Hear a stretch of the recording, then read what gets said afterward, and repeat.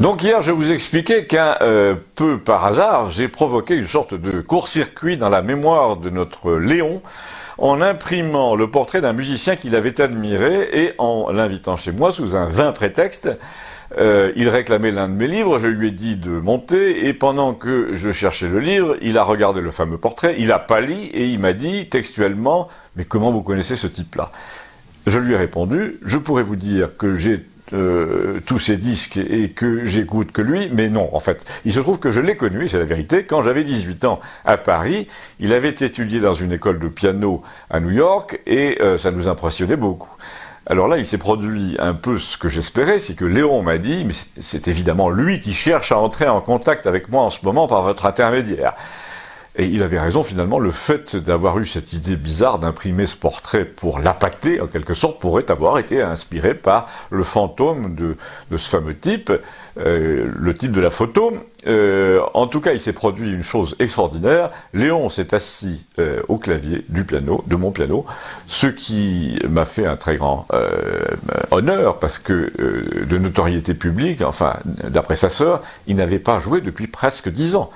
Et là, j'ai eu droit à une espèce de morceau rageur, splendide de Franz Liszt qui s'appelle La valse de Méphisto. Ça monte et ça descend à toute allure. Et vraiment, j'ai eu l'impression que quelque chose de surnaturel était en train de se produire. Il n'est pas impossible que ce morceau ait eu un rapport avec le type sur la photo, véritablement, et avec les circonstances de leur rencontre. Mais j'avais l'impression qu'il ne fallait pas creuser tout ça si je voulais éviter de le fâcher. Pendant qu'il jouait, j'ai envoyé un SMS à sa sœur dans son dos, dans le dos du pianiste, pour lui dire de décrocher son téléphone à mon prochain appel, d'écouter et de ne pas me rappeler.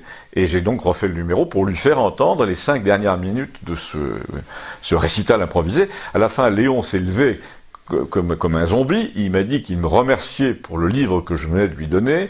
Il m'a dit « Vous savez, rien n'est jamais dû au hasard ». Et puis, il a enchaîné sur des choses assez aimables, du genre « Je suis content que vous ayez fait la connaissance de mon beau-frère Maxime ».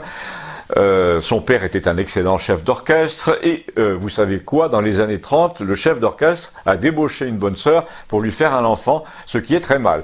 Et depuis, mon beau-frère raconte cette histoire à tout le monde, mais je crois qu'en fait, elle n'avait pas encore prononcé ses vœux. Ça, c'était bien Léon. Il s'embarquait toujours dans des détails, mais l'essentiel est qu'il avait rejoué du piano. Et il m'a dit, j'ai entendu dire que vous aviez donné un piano électrique à l'église, et si vous me donnez la clé de l'église, j'irai jouer de temps en temps.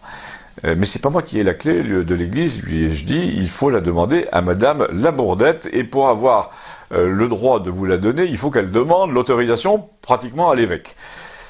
Et j'ai raconté déjà que pour donner à l'église un instrument de musique, il avait fallu 4 mois et la visite de 2 curés.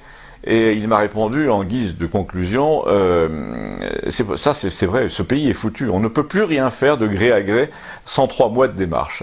Et là, une anecdote m'est revenue, que je vous raconterai demain, au sujet du gré à gré et de la nécessité pour tout et tous d'obtenir une autorisation, mais je vous laisse sur une précision.